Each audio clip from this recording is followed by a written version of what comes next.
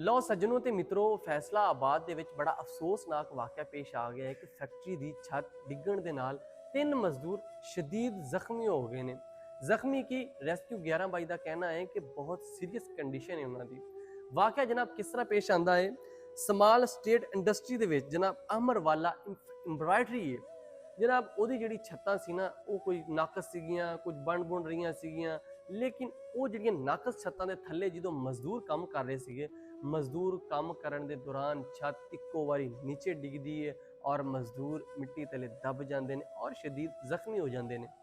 ਬੜਾ ਅਫਸੋਸ ਇਸ ਗੱਲ ਦਾ ਹੈ ਕਿ ਫੈਕਟਰੀ ਮਾਲਕ ਨੂੰ, ਕਿਉਂਕਿ ਜਦੋਂ ਉਹਨੂੰ ਪਤਾ ਸੀਗਾ ਛੱਤਾਂ ਕਮਜ਼ੋਰ ਆ, ਮਜ਼ਦੂਰ ਨੀਚੇ ਕੰਮ ਕਰਨ ਵਾਸਤੇ ਕਿਉਂ ਛੱਡੇ ਸੀ, ਕਿਉਂ ਮਜ਼ਦੂਰਾਂ ਨੇ ਕਿਹਾ ਸੀ ਕਿ ਤੁਸੀਂ ਇਹਦੇ ਨੀਚੇ ਕੰਮ ਕਰੋ। ਫੈਕਟਰੀ ਮਾਲਕਾਂ ਤੇ ਆਪਣਾ ਪੈਸਾ ਕਮਾ ਲੈਂਦੇ ਨੇ, ਲੇਕਿਨ ਆਮ ਮਜ਼ਦੂਰ ਜਦੋਂ ਵਿਚਾਰਾ ਡੈਥ ਹੋ ਜਾਂਦੀ ਹੈ ਜਾਂ ਉਹ ਜ਼ਖਮੀ ਹੋ ਜਾਂਦਾ ਹੈ, ਉਹਨਾਂ ਦੇ ਛੋਟੇ ਛੋਟੇ ਬੱਚੇ ਹੁੰਦੇ ਨੇ, ਉਹਨਾਂ ਦਾ ਕੋਈ ਵਾਰਸ ਨਹੀਂ ਬਣਦਾ।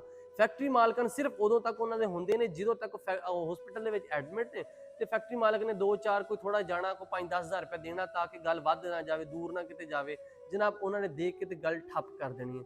ਲੇਕਿਨ ਅਫਸੋਸ ਦੀ ਗੱਲ ਹੈ ਕਿ ਜਦੋਂ ਮਜ਼ਦੂਰ ਜ਼ਖਮੀ ਹੋ ਜਾਂਦਾ ਹੈ, ਮਜ਼ਦੂਰ ਦੀ ਲੱਤ ਟੁੱਟ ਜਾਂਦੀ, ਬਾਂਹ ਟੁੱਟ ਜਾਂਦੀ ਜਾਂ ਮਜ਼ਦੂਰ ਮਰ ਜਾਂਦਾ ਹੈ, ਉਸ ਤੋਂ ਬਾਅਦ ਉਹਨਾਂ ਦਾ ਬੱਚਿਆਂ ਦਾ ਕੋਈ ਵਾਲੀ ਵਾਰਸ ਨਹੀਂ ਹੁੰਦਾ। ਜਨਾਬ ਉਹ ਜਿਹੜੇ 3 ਮਜ਼ਦੂਰ ਜਿਹੜੇ ਜ਼ਖਮੀ ਹੋਏ ਨੇ, ਉਹਨਾਂ ਦੇ ਵਿੱਚੋਂ ਗੱਲ ਕੀਤੀ ਜਾਵੇ, ਇੱਕ 45 ਸਾਲਾ ਸ਼ੌਕਤ ਸੀਗਾ, 32 ਸਾਲਾ ਅਬਦੁਲ ਰਹਿਮਾਨ ਸੀ, 22 ਸਾਲਾ ਮੋਹਸਨ ਸੀਗਾ। ਤੁਸੀਂ ਇਹਨਾਂ ਦੇ ਵੇਖੋ ਕਿ ਹੁਣ ਇਹਨਾਂ ਦੇ ਵਿਆਹ ਵੀ, ਛੋਟੇ ਛੋਟੇ ਬੱਚੇ ਵੀ ਹੋਣਗੇ, ਲੇਕਿਨ ਉਹਨਾਂ ਦਾ ਕੌਣ ਵਾਰਸ ਹੋਏਗਾ? ਕੋਈ ਨਹੀਂ ਵਾਰਸ ਹੋਏਗਾ।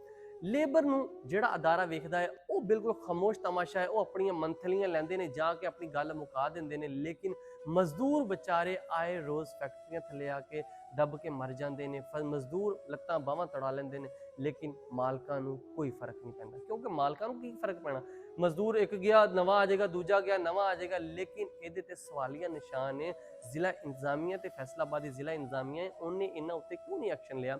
ਹਾਲੇ ਤੱਕ ਵੀ ਕੋਈ ਕਾਰਵਾਈ ਨਹੀਂ ਹੋਈ। ਸਿਰਫ 11 ਗਈ ਆ, ਮਜ਼ਦੂਰਾਂ ਨੂੰ ਬਚਾਇਆ ਵਾ, ਉਹਨਾਂ ਨੂੰ ਕੋਈ ਟੈਬ ਮੈਡੀਸਨ ਵਗੈਰਾ ਦਿੱਤੀ, ਹਸਪੀਟਲ ਦੇ ਵਿੱਚ ਦਾਖਲ ਕਰ ਦਿੱਤਾ, ਉਸ ਤੋਂ ਬਾਅਦ ਗੱਲ ਠੱਪ ਹੋ, ਕੋਈ ਕਾਰਵਾਈ ਨਹੀਂ ਹੋਈ। ਲੇਕਿਨ ਕਿਉਂ ਨਹੀਂ ਹੋਈ? ਤੁਸੀਂ ਖੁਦ ਜ਼ਿੰਮੇਦਾਰ।